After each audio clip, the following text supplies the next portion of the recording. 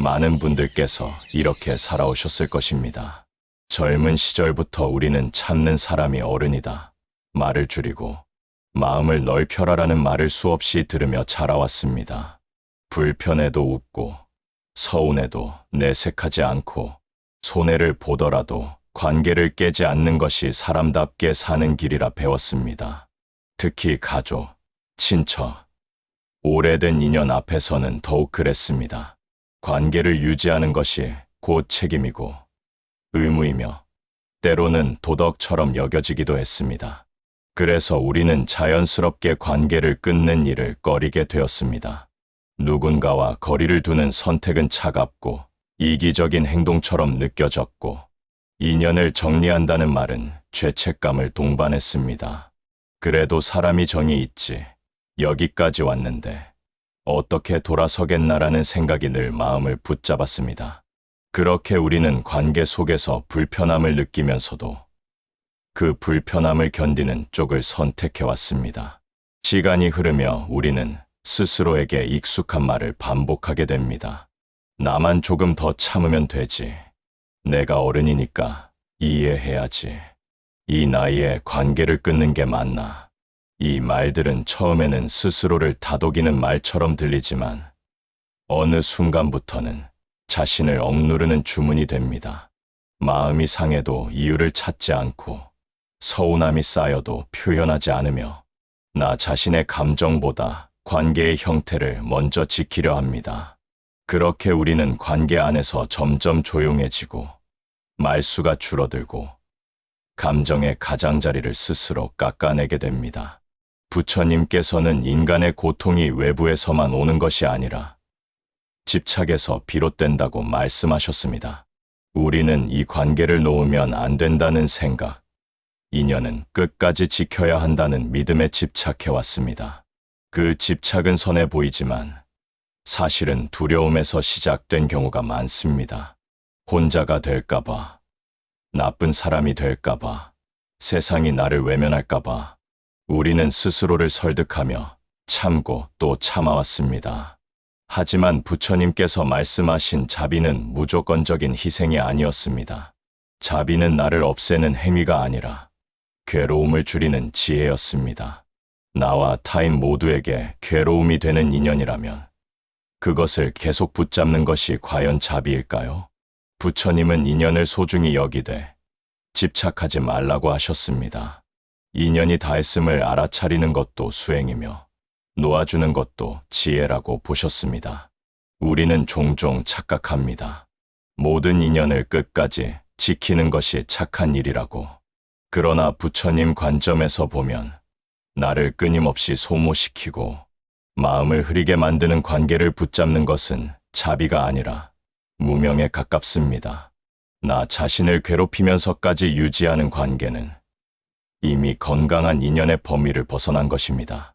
부처님께서는 자신을 해치는 길로 가는 것을 멈추는 것도 수행이라고 하셨습니다. 이것은 곧 나를 무너뜨리는 인연에서 한 발 물러나는 용기 역시 수행이라는 뜻입니다. 자비는 상대를 위해 나를 희생하는 것이 아니라 서로에게 해가 되지 않는 거리를 선택하는 데서 시작됩니다. 이제는 조금 다른 질문을 스스로에게 던져도 괜찮습니다. 이 관계는 나를 편안하게 하는가? 아니면 계속 긴장하게 하는가? 이 인연을 붙잡는 이유가 사랑인가? 두려움인가? 부처님 철학에서 말하는 삶의 방향은 단순합니다. 고통을 줄이고 마음을 맑게 하는 쪽으로 나아가는 것입니다. 그렇다면 모든 인연을 붙잡으려 애쓰는 삶이 과연 그 방향에 맞는지 조용히 돌아볼 필요가 있습니다. 오래되었다는 이유만으로, 가족이라는 이름만으로, 혹은 과거의 정 때문에 지금의 괴로움을 감내할 필요는 없습니다. 모든 인연을 지키는 것이 자비는 아닙니다. 때로는 거리를 두는 것이, 말없이 물러나는 것이 서로를 위해 더 나은 선택일 수 있습니다. 그것은 냉정함이 아니라 성숙이며 포기가 아니라 깨달음입니다. 이제는 참아야 한다는 오래된 기준 대신 내 마음이 평온한가라는 기준으로 인연을 바라보셔도 괜찮습니다. 부처님께서는 늘 이렇게 말씀하시는 듯합니다. 인연을 끊으라는 것이 아니라 고통을 끌어안지 말라고. 그 말씀을 이제는 우리 자신에게도 허락해도 되지 않겠습니까? 우리는 오랫동안 이렇게 배워왔습니다. 사람은 가려 만나면 안 된다. 좋은 게 좋은 거다. 참고 넘기는 게 덕이다. 특히 연륜이 쌓일수록 사람을 가려낸다는 말은 어딘가 모르게 차갑게 느껴졌을지도 모릅니다. 인연을 선택한다는 행위 자체가 계산처럼 보였고, 가까이 하지 말아야 할 사람을 구분하는 것은 오만처럼 여겨지기도 했습니다. 그래서 우리는 관계에서 불편함이 생겨도 내가 부족해서 그렇다고 여기며 스스로를 먼저 돌아보는 쪽을 택해왔습니다. 그러나 부처님께서는 인간관계에서조차 분별의 지혜가 필요하다고 말씀하셨습니다. 모든 인연을 똑같이 대하는 것이 수행이 아니라 어떤 인연이 나를 흐리게 하고 어떤 인연이 나를 맑게 하는지를 알아차리는 것이 수행이라고 보셨습니다. 가까이 하지 말아야 할 사람을 구분하는 일은 남을 판단하는 일이 아니라 내 마음을 보호하는 일에 가까웠습니다. 부처님께서 경계하신 첫 번째 유형의 사람은 탐욕을 키우는 사람입니다. 이들은 겉으로 보기에는 열심히 사는 사람처럼 보일 수 있습니다. 더 가지려 하고, 더 이루려 하며, 늘 무언가를 목표로 삼고 움직입니다. 문제는 그 과정에서 만족을 모른다는 점입니다. 이런 사람과 가까이 지내다 보면 자연스럽게 마음이 흔들립니다. 나는 아직 부족한가? 저 사람만큼은 해야 하지 않을까라는 생각이 스며들기 시작합니다. 비교는 조용히 시작되지만 어느 순간 마음을 잠식합니다. 지금 가진 것에 감사하기보다 가지지 못한 것에 눈이 가고 평온보다는 조급함이 앞서게 됩니다. 부처님께서는 탐욕을 인간 고통의 뿌리로 보셨습니다. 더 가지려는 마음, 남보다 앞서려는 마음, 부족함을 견디지 못하는 마음이 결국 괴로움을 만든다고 하셨습니다. 그런데 문제는 이 탐욕이 혼자 있을 때보다 사람을 통해 더 쉽게 증폭된다는 점입니다. 탐욕을 부추기는 인연과 함께하면 마음은 쉴 틈을 잃고 끊임없이 달리게 됩니다. 부처님이 멀리하라고 하신 또 하나의 유형은 비교와 계산으로 관계를 재는 사람입니다. 이런 사람들은 관계를 마음으로 맺기보다 손익으로 바라봅니다. 내가 해준 것과 받은 것을 늘 저울에 올려두고 상대의 행동 하나하나에 의미를 붙입니다. 말은 친절해 보여도 마음속에서는 늘 계산이 돌아갑니다. 이런 관계 속에 있으면 마음이 편해지기 어렵습니다. 무엇을 해도 평가받는 느낌이 들고 말 한마디 행동 하나에도 신경이 쓰입니다. 진심보다는 어떻게 보일까를 먼저 생각하게 되고 자연스러움 대신 긴장이 자리를 잡습니다. 부처님께서 말씀하신 고요한 마음은 이런 관계 안에서는 자라기 어렵습니다. 부처님은 인간이 이익 앞에서 쉽게 본성을 드러낸다고 보셨습니다. 계산적인 관계는 결국 신뢰를 약하게 만들고 마음을 늘 경계 상태로 유지하게 합니다. 수행의 길은 마음을 단순하게 만드는 길인데 계산으로 엮인 인연은 오히려 마음을 복잡하게 만듭니다. 그래서 부처님께서는 이런 인연을 가까이 하는 것 자체가 수행의 방해가 된다고 보셨습니다. 부처님 철학에서 중요한 것은 누구를 미워하느냐가 아니라 어디에 머무르느냐입니다. 탐욕을 키우는 사람, 비교와 계산으로 관계를 재는 사람을 멀리하라는 말은 그들을 배척하라는 뜻이 아닙니다. 다만 그 인연 속에 오래 머물지 말라는 조언입니다. 탐욕을 키우는 인연과 함께하면 마음은 쉴 곳을 잃는다. 이 문장은 냉정한 판단이 아니라 깊은 자비에서 나온 말입니다. 마음이 쉴 수 없는 곳에 오래 머물면 결국 자신을 잃게 되기 때문입니다. 부처님께서는 늘 마음의 평온을 삶의 중심에 두셨습니다. 평온을 잃게 만드는 관계라면 그 이유가 무엇이든 한 걸음 물러설 필요가 있다고 보셨습니다. 이제는 스스로에게 이렇게 물어보셔도 괜찮습니다. 이 사람과 함께 있으면 내 마음은 넓어지는가 좁아지는가? 이 관계는 나를 욕심으로 이끄는가? 아니면 단순함으로 이끄는가? 부처님의 가르침은 언제나 분명합니다. 마음을 흐리게 하는 인연을 내려놓는 것도 수행입니다. 그리고 그 수행은 늦게 시작해도 결코 늦지 않습니다. 사람과 사람 사이의 인연은 참 묘합니다. 분명 오래 알고 지냈고 자주 얼굴을 보며 특별히 큰 다툼이 있었던 것도 아닌데 어느 순간부터 그 사람과 함께 있으면 마음이 먼저 지치는 관계가 있습니다. 집에 돌아와서 괜히 한숨이 나오고 아무 일도 하지 않았는데 피곤이 몰려옵니다. 처음에는 나이가 들어서 그런가 싶습니다. 체력이 예전 같지 않아서 그렇다고 스스로를 납득시킵니다. 혹은 요즘 내가 예민한가 보다라며 마음을 다잡아 보기도 합니다. 하지만 이상하게도 특정 사람과의 만남 뒤에는 늘 같은 감정이 남습니다. 기쁨보다 피로, 위로보다 소진, 따뜻함보다 공허함입니다. 부처님께서는 이런 상태를 마음이 쉬지 못하는 인연이라고 보셨습니다.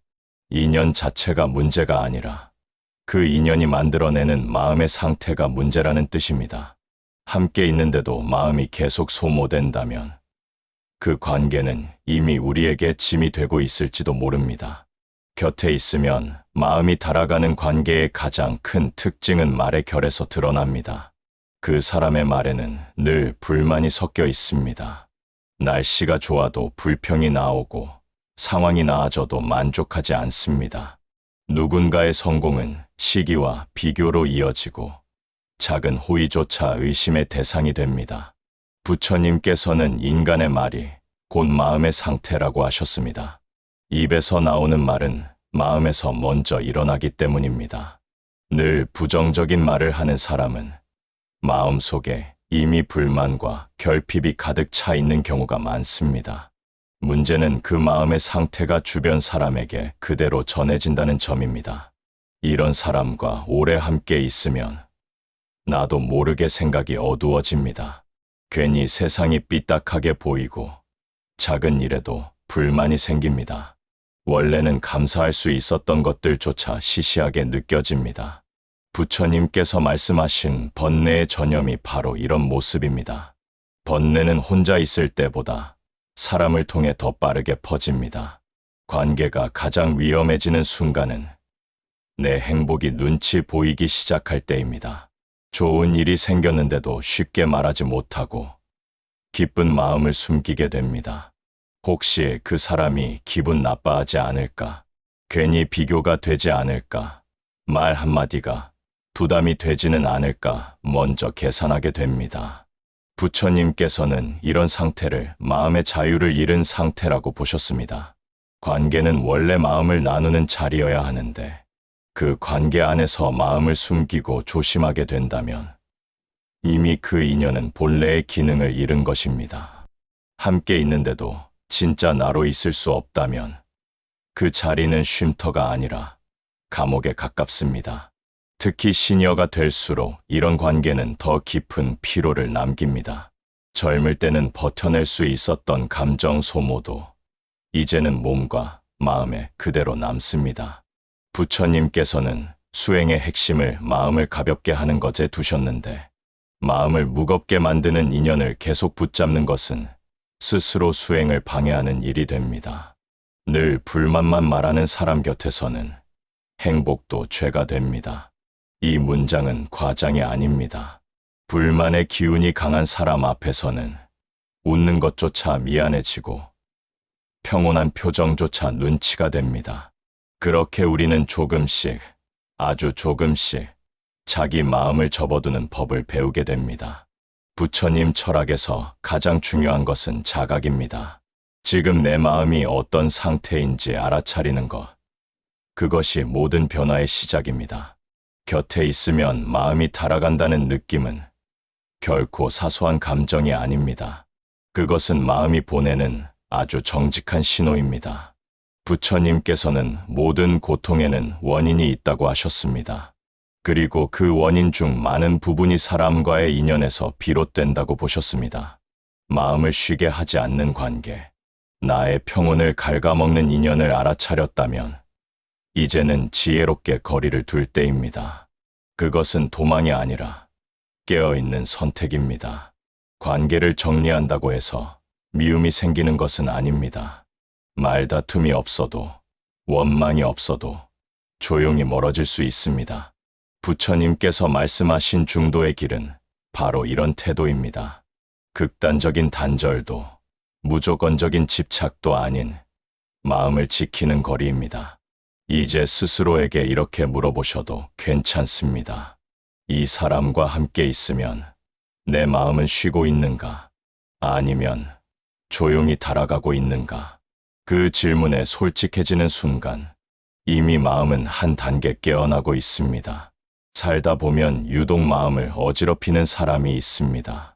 그 사람은 큰 잘못을 하지 않아도 말 한마디로 분위기를 깨고 표정 하나로 마음을 불편하게 만듭니다. 대화를 하고 나면 괜히 가슴이 답답해지고 돌아오는 길에 그 말이 계속 떠올라 잠시도 마음이 쉬지 않습니다. 이상한 점은 그 사람이 항상 나쁜 말을 하는 것도 아니라는 사실입니다. 겉으로 보면 평범한 말인데 꼭 나를 건드리는 방식으로 말합니다.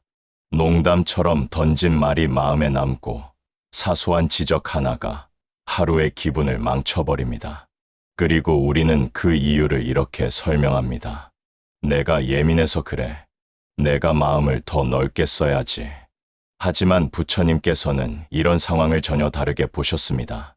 마음이 반복해서 흔들린다면 그것은 나의 수행이 부족해서만은 아닐 수 있다고 말입니다.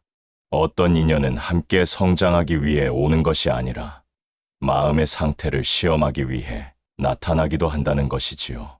부처님께서 말씀하신 고통의 근원 중 하나는 분노입니다.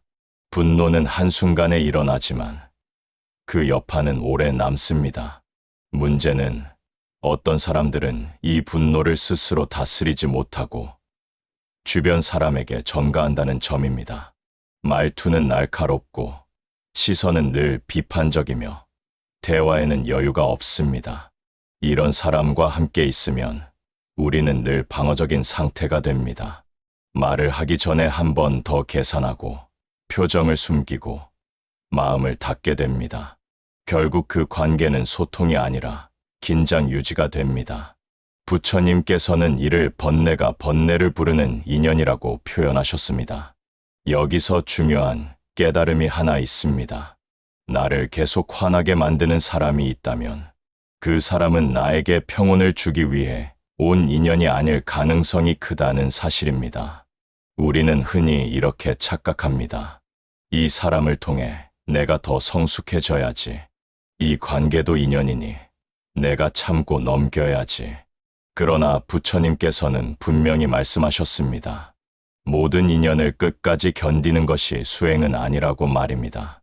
화를 반복해서 일으키는 관계는 수행의 도구가 아니라 마음을 소모시키는 장애물이 될 수 있습니다.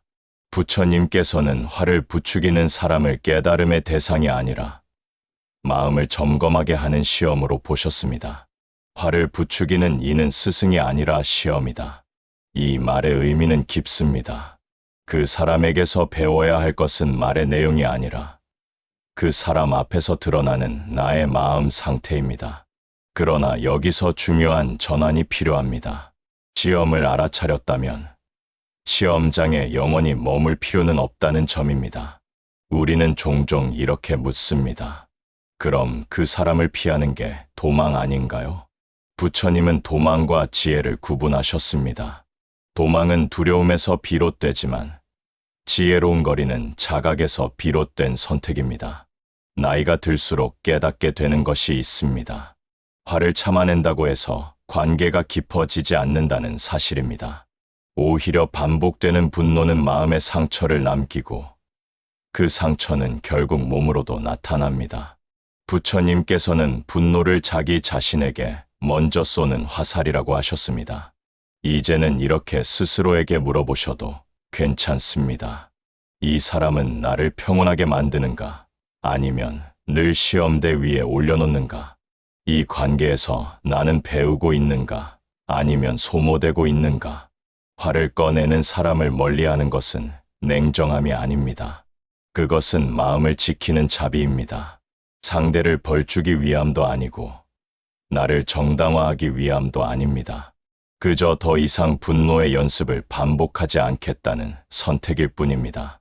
부처님께서 궁극적으로 가르치신 길은 평온으로 가는 길입니다. 그 길 위에서 우리를 계속 화나게 만드는 사람은 동반자가 아니라 이정표일 수 있습니다. 여기까지입니다. 이제 마음을 지킬 시간입니다. 그 깨달음에 도달했다면 이미 그 시험은 끝난 것입니다. 많은 분들이 이런 말로 살아오셨을 겁니다. 내가 참으면 되지. 내가 어른이니까 이해해야지. 인연을 끊는 건 너무 냉정한 일 아니겠어. 특히 오랜 세월을 살아온 세대일수록 참는 것이 곧 미덕이고 자비라고 배워왔습니다. 관계를 유지하는 사람이 착한 사람이고 끝까지 곁에 남아있는 사람이 의리 있는 사람이라고 믿어왔습니다. 그래서 마음이 다쳐도 상처가 쌓여도 쉽게 떠나지 못했습니다. 하지만 부처님께서는 자비를 그렇게 가르치지 않으셨습니다. 자비는 무조건 참는 것이 아니며 모든 인연을 끌어안는 것도 아니라고 분명히 말씀하셨습니다. 오히려 지혜 없는 자비는 스스로를 해치는 길이 될 수 있다고 경고하셨습니다. 우리가 계속 참아온 많은 관계들은 사실 자비라기보다 두려움에서 비롯된 인내였을지도 모릅니다. 미움받을까봐, 혼자가 될까봐, 나쁜 사람이 될까봐 놓지 못한 인연들 말입니다. 부처님께서는 고통이 쌓이는 과정을 매우 분명하게 설명하셨습니다. 욕망, 집착, 고통. 여기서 집착은 꼭 욕심만을 의미하지 않습니다. 관계에 대한 집착, 역할에 대한 집착, 좋은 사람이라는 이미지에 대한 집착도 포함됩니다.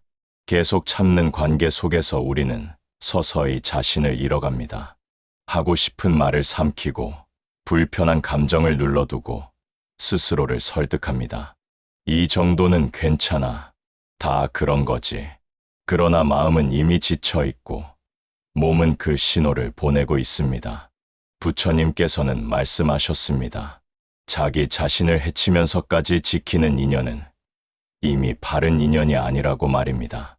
자비란 상대만을 향한 것이 아니라 자기 자신에게도 동일하게 향해야 하는 마음입니다.